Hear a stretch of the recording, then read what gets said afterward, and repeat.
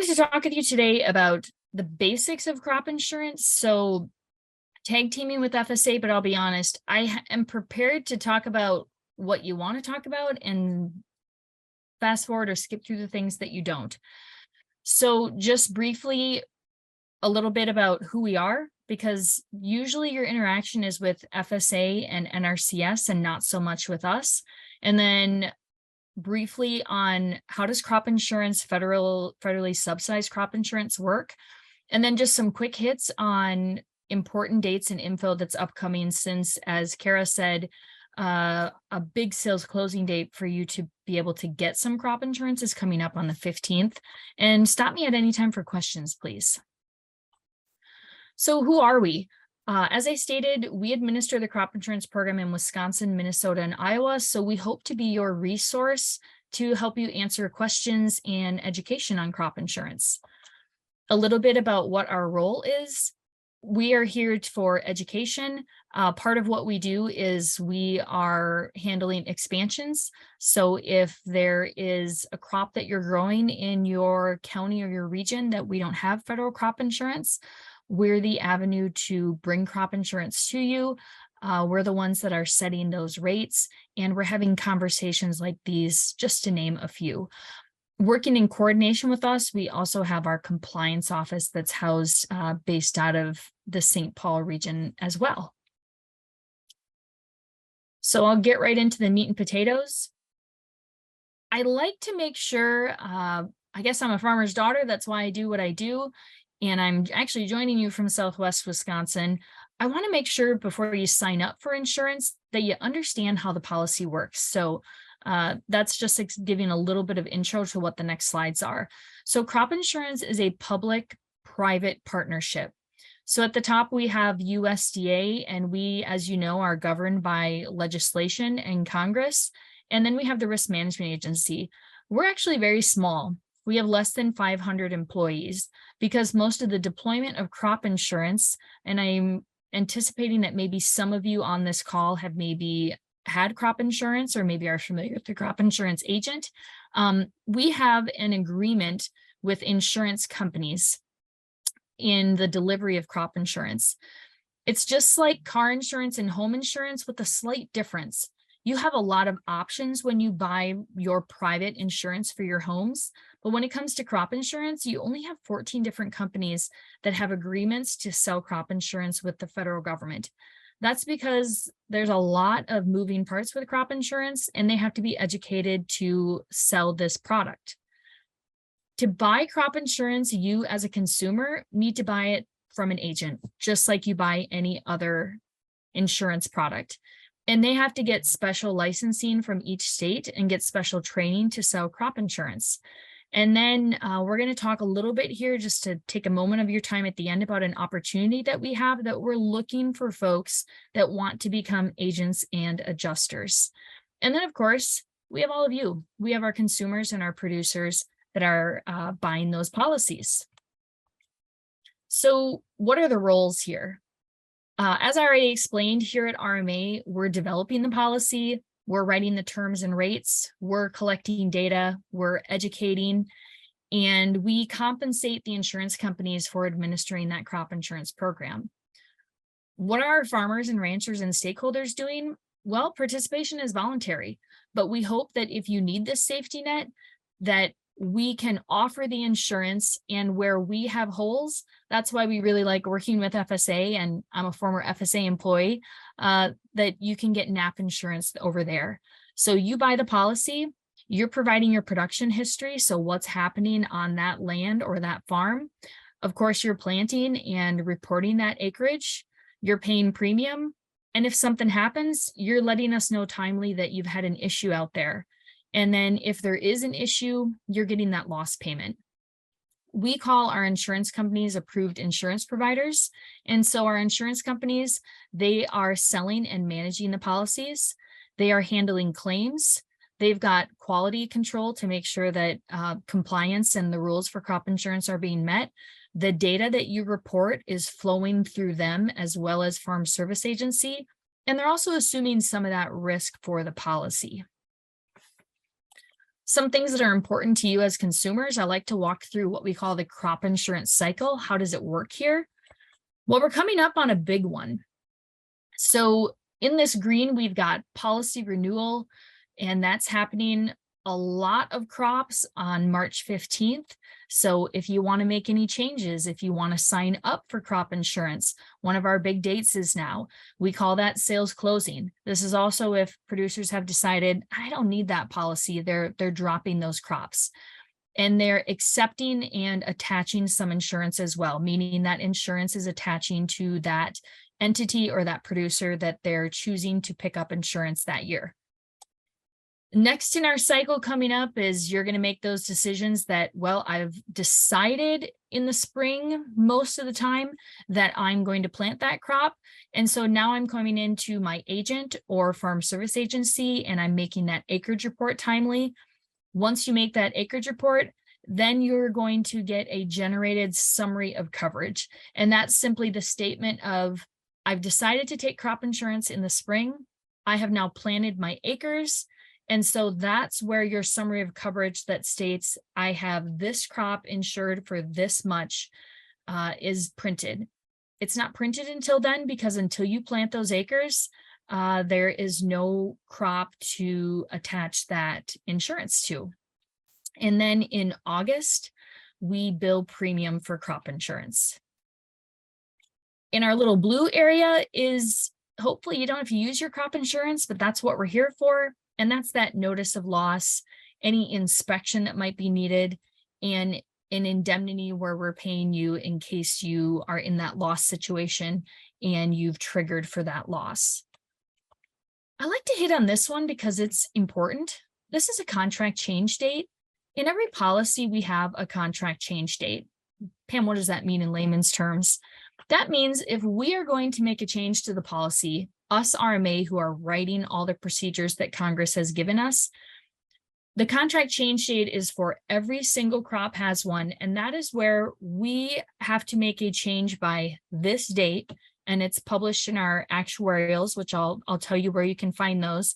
And we are going to communicate with all of our agents, all of our producers, all of our insurance companies, and have conversations with you in advance of that date to let you know what changes are coming so that you can make a decision before sales closing date to decide if that change is something that you would like to accept for your operation or you'd like to possibly decline coverage. It also gives you an opportunity to let us know, I'd like to give some feedback on that change that doesn't quite work for me. So that contract change is really important. I won't spend a lot of time on this because Kara did a great job on this. We align right foot with NAP and FSA with this. So your crop insurance policy, it's our commitment between your company and us and you that we're going to cover your crop. And our perils are the same. It's natural losses. So insect, fire, disease. We'll also cover a failure of irrigation water supply. Wildlife, we don't have earthquakes here, but if we did, we'd cover it, as well as volcanoes. What kind of different coverage types can you get? Again, somewhat similar with FSA, but expanded, which is why it's a little bit more, a lot of times folks would prefer sometimes to have their federally subsidized crop insurance. So we have catastrophic, and it's 50% of the yield and 55% of the price election. It's an administrative fee of $655. That can also be waived if you're a beginning farmer or rancher or a limited resource farmer. And then we have buy-up coverage. Buy-up coverage is essentially any coverage above that catastrophic coverage. And it depends on what type of plan you choose, that you can have up to 85% of the yield, which is your historic, what you've been growing, or 100% of the price or the value that we've placed on that crop. So I'm hitting the highlights here, but I like to take a pause here and let you know that you kind of have a fork in the road when it comes to crop insurance. And for many crops, but not all, you can kind of choose your coverage. So you can choose for a lot of our more traditional crops, yield protection, which is ensuring your historical average yield that you've grown on the farm.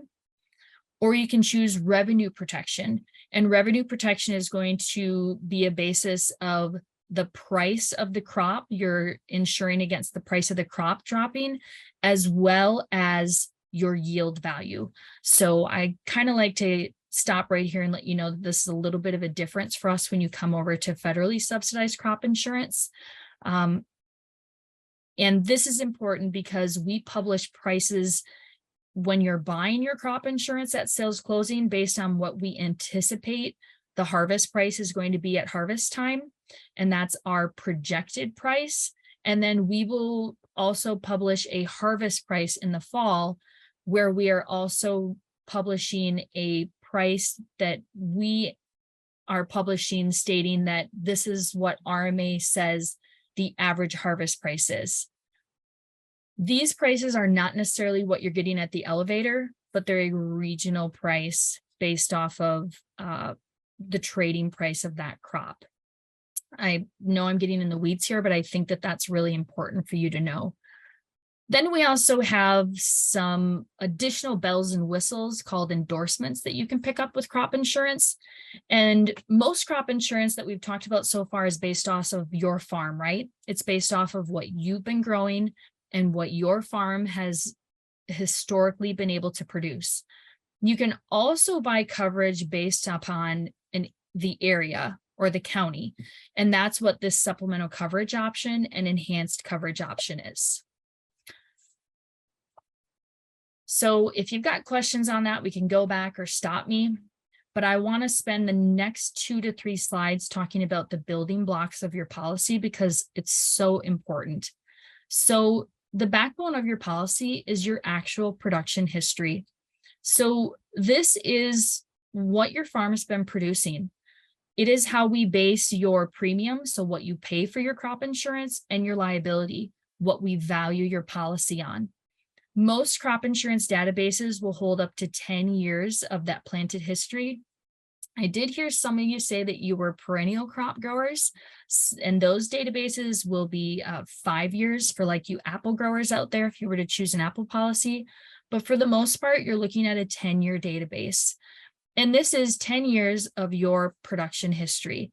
If you are growing in a rotation and you don't grow every year, we do understand that that 10-year database could be 20 years of yields or more, depending on the beautiful hills and valleys we have here in our region, and knowing that you're probably using a crop rotation. Units. I know that many of you are familiar with Farm Service Agency and NRCS, and over there we talk farm, tract, field. When you come over to crop insurance, we're going to take your farm, tract, field, and we're going to put it in a unit. So a unit is acreage of that insured crop in the county, and it's how we group your crop together or your land together for your crop insurance guarantee. So your basis of what we're valuing your crop insurance for that crop on, your premium, what you're going to pay for your crop insurance, and your indemnity. So what that crop's going to be worth in the event of a loss. We have different kinds of units, and the unit structure that you choose is going to affect how much your premium is. It's also going to affect what you're eligible for, will also affect what records you keep. So a basic unit is all your insurable crop acreage in the county by shares, and you get a premium discount for that. Optional units are if you are growing land in 2 or more sections in the county, and let's say you're growing corn, you're growing it in 2 different sections, and when you harvest that corn, you keep separate records for that corn. And maybe one section is an area that just is more prevalent to some type of peril, and you would like to keep that in a different unit. By choosing an optional unit, you can do that as long as you have separate records. Enterprise units is by far our most popular. If you're growing in 2 or more sections, the same crop in the county, you can choose an enterprise unit. And that means at loss time, if you have a loss in this section, but not this section, we're going to combine all your production together, and they may offset each other, but you're going to pay a lesser premium because your loss potential is being spread across those multiple sections, if that makes sense. And then we have a whole farm unit, which is all the insured crops in the county covered by one plan. That's a lot. When I teach units and APH in a Crop 101, this is usually a couple hours, but I just wanted to stop on this so you did understand that you have different ways that you can group your land together that affects how your crop and how much you'll pay for your crop insurance and your records. All right. Next, and I can get my slide to advance here. I just wanted to give a generic example of a crop insurance premium and deductible. So your average premium subsidy for your federally subsidized crop insurance is 62% of the total premium. So on a $20 per acre crop insurance bill, the farmer is going to pay that $7.20, and USDA or the government's going to pay $12.40. You have all kinds of ways to customize your crop insurance, but I just wanted to give you a general idea of an average subsidy for your crop insurance premium. As we're wrapping up here, just a quick hit on that claims process. We work similar to FSA with your NAP policy. The biggest thing I encourage is just have that conversation with your crop insurance agent. And if you have a loss, even if you're not sure if you think there's a loss, just give them a call so you can get that notice of loss timely reported and get that adjuster out there. Before moving on, I like to just pause right here, and I just happen to pick oats. And I just like to put together an indemnity example for you. Maybe this helps you, maybe it doesn't. I'm just a very visual person. So this is just a producer that is producing, so in their APH, their historical average is 65 bushels, and they chose a 75% coverage level, and they're choosing a basic unit. So they're just collapsing all of the oats they're producing in that crop in that county in one unit. So if they were to choose yield protection, they're going to have in their 65 bushel APH, their 75% coverage level, 75% of 65 bushels is 48.75. In this example, the producer is reporting that they produced, after the combine came through, their production was 30 bushels per acre. So 48.75 minus 30 bushels is 18.75 bushels per acre loss. Their projected price, which is that price that we talked about that RMA publishes, was $3.28. So to get their indemnity for a yield protection, you take their bushels per acre loss times that projected price, and this is their indemnity per acre, $61.50. Now, if you were to choose revenue protection, which, as a reminder, is a price guarantee against a price going up or down versus the spring price and the harvest price, as well as your bushels, we've got the same exact numbers. So we've got that same bushel guarantee that we calculated over here. We didn't use the projected price because when you choose a revenue policy, when we calculate a possible indemnity, if the harvest price is higher than the projected price of what RMA projects the harvest price will be in the spring, we're going to take the higher of. So in this case, the harvest price was higher than the projected price. So it's 48.75 bushel guarantee times 347 gives us a guarantee per acre of $169.16.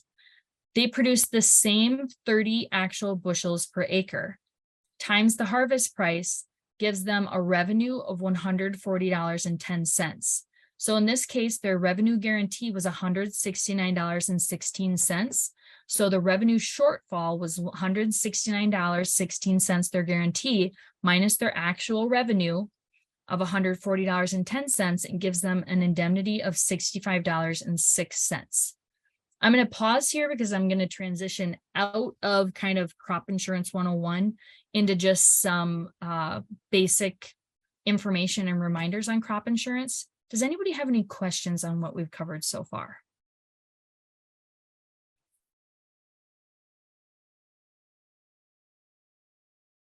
Okay, if you think of something, go ahead and stop me. All right, I just wanted to talk through, these are some insurable federal crop insurance crops in Wisconsin. So there's quite a few, and what isn't on this list, you can typically get over with FSA NAP. If there's something on here though that you are growing that you're like, Pam, I do not understand why this isn't covered, please have a conversation with us. We don't know that you have a need until you tell us. Just for fun, I kind of like to share, these are the top 10 crops in Wisconsin that we insure. You're probably not real surprised that corn's number one, but I don't know if you're aware that we do sell livestock insurance. And so milk is our dairy revenue protection, and dairy cattle is actually our livestock insurance as well. So we insure milk, as well as also ensuring market prices for beef, dairy, and hogs. So this is just kind of some of our top 10 crops for Wisconsin. So that corn, milk, soybeans, dairy cattle, potatoes, and cranberries, with forage, wheat, and some canning crops rounding out the top 10. This slide might be of importance to you. So these are our sales closing dates in Wisconsin. Sales closing dates are the dates that if you want to buy federal crop insurance, that's the date that you have to buy your crop insurance for. We do not have any late sales closing date provisions. So if you have missed any of these dates or deadlines, you cannot get a policy until the next year. So March 15th, you can see these are the crops coming up. One thing we're going to talk about here in a moment that you might be interested in is I heard some real diversified growers in this group, and this micro farm, which is if you're growing a diversified farm and your revenue is less than $350,000, that might be a policy that you might want to look into. That is insuring a variety of crops on your farm, and it's under our whole farm policy. And that sales closing date is coming up on March 15th. The other thing I want to talk about is we also offer written agreements. Written agreement is if you have a crop that you're growing that we insure, and we might not insure every crop in every county, you can get a written agreement for it. So I just wanted to include this for your information because I'm going to give you a link that you can go to find out what crops are covered in the county. And if you look at that and you're like, gosh, I see this listed in the dropdown, but it's not offered in my county, I wanted to give you this information that this is a question you can ask of us at RMA. You can also ask any crop insurance agent. Veterans and beginning farmers and ranchers, we do offer ways that we really want to encourage beginning farmers to be able to farm. And we also want to recognize, of course, our veterans coming back to the farm. So we do have some exemptions from administrative fees, additional premium subsidy, and we also have ways that their APH or their actual production history, we can help with that for those if you fall into that classification of farming family. I want to take just 2 moments here and talk about organic producers. I'm not sure if any of you are organic, but we do have a lot of programs and growing programs for organic. This is just a slide to show you the darker colors are areas where we have a greater concentration of organic producers. And if you are an organic farmer, we do offer organic price selections. So we do recognize different prices for organic. We do offer for different crops contract price options. So if you have a contract price, you might have the availability to insure your crop at that contract price. And then also wanted to let you know that we have a transitional and organic grower assistance. And this is premium subsidy as well as a $5 per acre premium benefit for anyone who is a transitional or organic grower. So if that fits you, that will automatically apply to your policy. The second to last slide I have in crop insurance here is on that whole farm and micro farm that I alluded to that is coming up with a March sales closing date. Whole farm is if you are a larger entity and you have a greater number of revenue. This policy protects against revenue due to any natural causes, and it is what it alludes to. You're insuring your revenue on the whole farm. So I heard some folks talk about their diversified operations where I heard you say that you're growing maple syrup and you're growing apples and you're growing livestock and you're growing different types of corn. I would encourage you to look at this as a possible option. If you are a smaller producer, micro farm might be something that you'd also want to look at. And this is a policy for those producers that are a smaller, that are not as large or maybe a growing entity. I'm just going to be perfectly upfront with you. If you choose this avenue, it does look at your Schedule F and your taxes to base your revenue off of. But we've got really great resources out there, and I'd be happy to share it with you if you wanted to ask more questions on it. The last thing I wanted to talk about for us is we have a program called Building Resiliency, and we've got partners in the Intertribal Agriculture Council and Annie's Project and a couple other partners. But what we're doing is we're trying to educate and inform people on opportunities to work in crop insurance. I'll be perfectly candid with you. This is a passion of our administrator, Marcia Bunger, who's from our region. She's from Southeast South Dakota. And her thought is everyone should have an adjuster, an agent, folks that look like you and are from your community.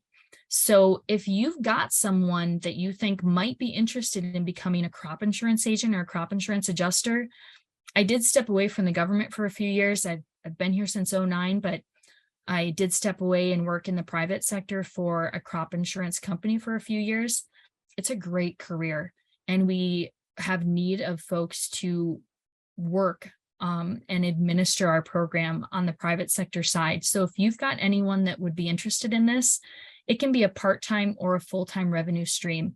This program, we are providing all of the training and resources that you need to get educated in how to become an agent or an adjuster. So if that's an interest to you or anyone that you may know, reach out to me and I'd be happy to get you in touch with our partners. And then last, just wanted to talk, I won't spend much time on this. Some folks, there's a little bit of a stigma that you can't participate at both FSA and crop insurance, and just wanted to let folks know that you can. The only exclusion, I shouldn't say the only, but one of the few exclusions we have is ARC PLC, the direct payment program. One of our area plans, you can't be in that, which is ARC and one of our area plans. You have to have conservation compliance. Many of you are probably familiar with the 80-10-26, and most of you are probably reporting your acres at FSA, and we're doing our best to really share that information. We don't have any payment limits, and we don't have any AGI restrictions. And I'll end here on, this is our website. We've got a lot of great tools there. In particular, if you go to policy and procedure, this will get you information on our different crop insurance policies. And if you go to tools, you can actually price out premium. If you're like me, and before you go to an agent, you'd like to find out information on price, you can price out your own policy information. It's hard for me to give you a quote because the quote is different based upon your county, your region, your farm specifically. But if you wanted to type in your own information, you can actually get that. And if you don't have an agent, we've got a find an agent locator tool. Um, that's what I have for you. What questions do you have or anything I can help you with?